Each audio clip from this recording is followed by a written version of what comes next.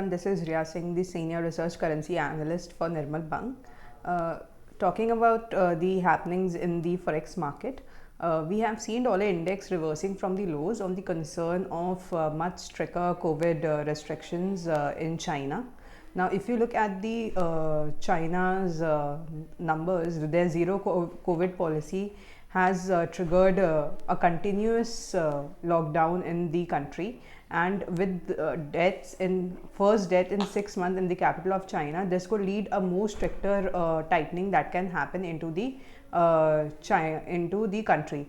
Thus, this has triggered a dollar index reversal from the lows. However, if you look at the current Fed representative statements, the FOMC panel statements, they have together chimed in that their rate hikes will continue, but of course the quantum or the measure of the rate hikes will slow down going forward.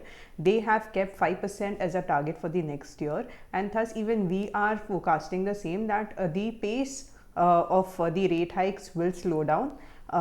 Rather than going for a 75 bips, a 25 to 25 bips to 50 bips is somewhat that can happen into the December rate hikes. Thus, the dollar index will remain into the bearish territory. We are not seeing any momentous gain into the dollar index unless it gives a breakout to the 110 levels. Thus, as long as it is trading below the 110, 109.68 levels, it still remain a bearish from our point of view. Talking about the Indian rupee, now if you look at the oil also, so the dollar index has corrected. That is the first positive for the Indian rupee. Secondly, crude oil has corrected quite a bit, almost 8%, and this is another positive factor for the Indian rupee. Whether there will be a spike into the demand, that still remains a question, taking into consideration this curbs into the China and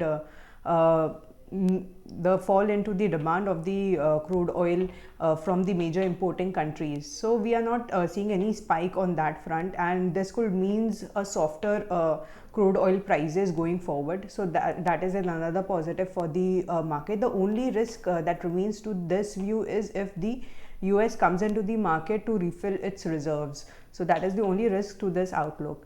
Thirdly, FII have remained resilient into our economy, and we are seeing quite a bit of inflows from their side. Thirdly, if you look at the overall data that is coming for the economic performance of the country, that has remained on quite a good front.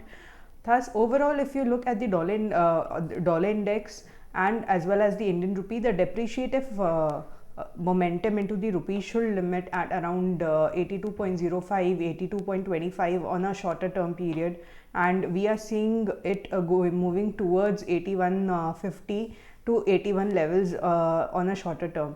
Thus, any highs into the Indian rupee should be taken as an opportunity to go short into the pair, because if you weigh the positive against the negative, it is favorable for the Indian rupee to give an appreciative momentum rather than going for a depreciative tone, at least on the shorter term.